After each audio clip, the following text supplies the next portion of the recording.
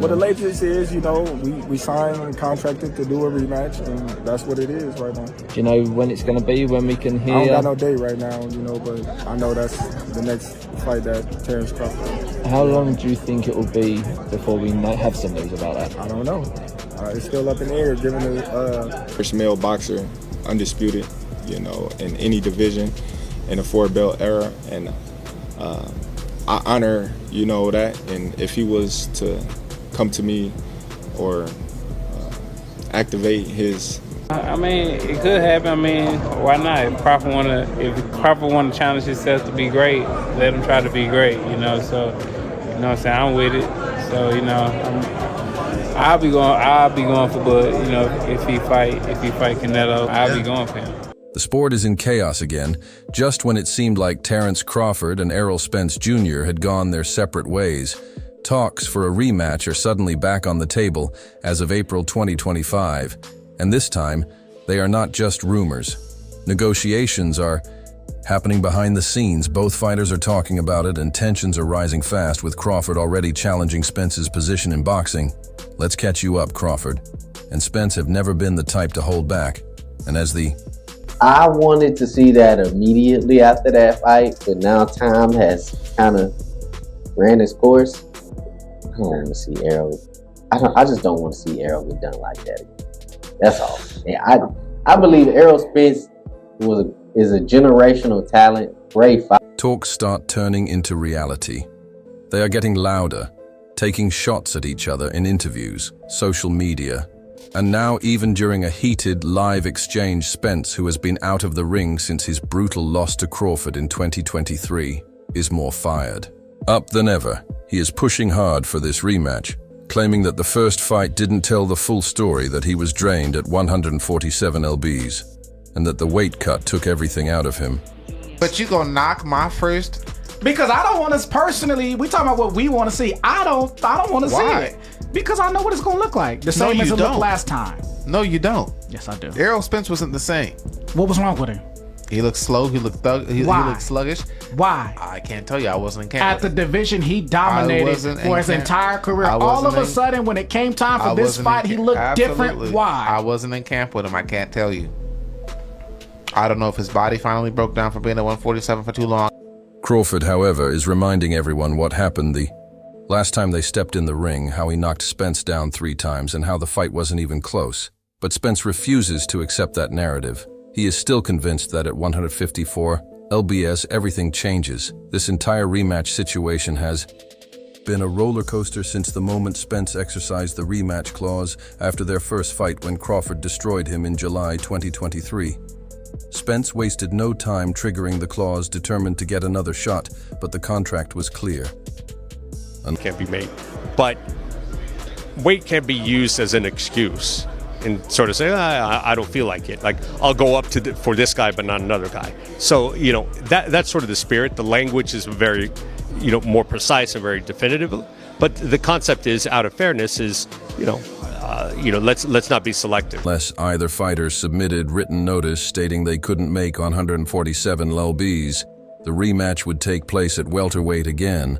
Spence never officially filed that notice, but he and his team kept insisting that the fight should happen at 154. Crawford wasn't having it.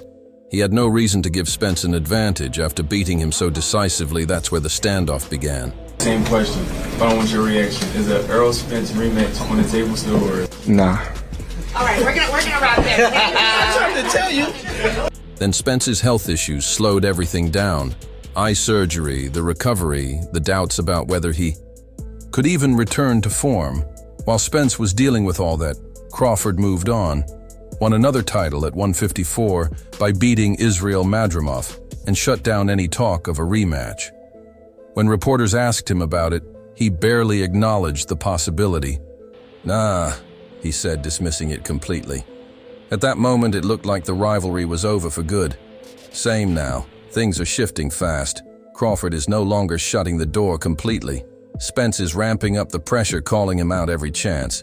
I truly believe that the fight would have went that way regardless, because stylistically, the fundamentals on that level, Crawford is just outclasses Errol Spence in every single category. He gets most fans are saying Spence deserves another shot, that the weight cut really did affect him, that it wasn't the real Spence in the ring that night. Others are calling that an excuse, saying he got exposed and a rematch would look the same. No matter what weight class it happens in, I truly believe that the fight would have went that way regardless. Because stylistically, the fundamentals on that level, Crawford is just outclasses Errol Spence in every single category. 54 or 47, but I'm sure he probably gonna push the weight up, but there's not gonna be no change in the decision. The performance still is gonna be the same. It might be even a little bit better. So he might want to watch out before he activate the rematch clause. Spence, though, is making this personal. He is openly accusing Crawford of ducking him, of trying to walk away from the contract, of acting like the fight never existed, just because he got the upper hand. The first time, Crawford, never one to let someone dictate the narrative, is firing right back. He is telling Spence he had his chance, that he got dominated, that he didn't even look like he belonged in the ring with him. And now in real time, both fighters are making it clear that they are ready to go to war again. Spence, despite everything, is still confident. He is saying that Crawford has never fought him at full strength, that he wasn't himself in that first fight, and that he is going to prove everyone wrong. Crawford, on the other hand, is almost laughing at the idea that anything will be different to him. I'm still a fan. I hope he do well. But like, once it got to the point where I moved up in weight and I'm in the same weight as Spence, it's just like, oh man, you ain't fighting nobody. You this, you that, you this, you that. So now they trying to blemish my accomplishment just to boost him up. I'm like, dude, you're not gonna do that, because I can retire right now and be in the Hall of Fame. He couldn't. Everything that I've accomplished, he's still trying to accomplish. I don't want to sound like I'm hating on him. I honestly don't know if he make it to the Hall of Fame with the accolades that he didn't got. Right. Spence is always overrated. His style is too predictable, and if God got in, they ring again. He would beat him even faster the second time. The trash talk is getting more intense by the day, and with both men finally admitting that talks are happening, this fight is looking more real than ever. However, this trash talk is already causing some waves in the sport. Crawford and Shakur Stevenson have always been tight, their bond. You discredit one of the best wins on your resume, it starts to make people look at your resume with a question mark. Terence Bud Crawford built on years of respect, mentorship, and shared ambitions, but now their views on Errol Spence Jr. His legacy are splitting them into opposite corners. Crawford, never one to sugarcoat his opinions, has ignited a firestorm by outright dismissing Spence's Hall of Fame credentials. Meanwhile, Stevenson, one of the sport's brightest young champions, isn't having it. The disagreement is stirring heated debates among fans, analysts, and even fighters, with opinions clashing over what truly defines a Hall of Fame career. Crawford set this controversy in motion during an appearance on the Pound for Pound podcast with Kamaru Usman. Terence went on Pound for Pound podcast, and he said that Errol Spence will not be a Hall of Famer. Can you just give me your thoughts on that? I disagree. You disagree? Why do you disagree? I feel as though Errol had a great career. If it wasn't for Bud, he would have been undisputed. So he went and got every belt one by one by one. I think he's a Hall of Famer. And Henry Cejudo. He didn't hesitate when the topic of Spence's legacy came up.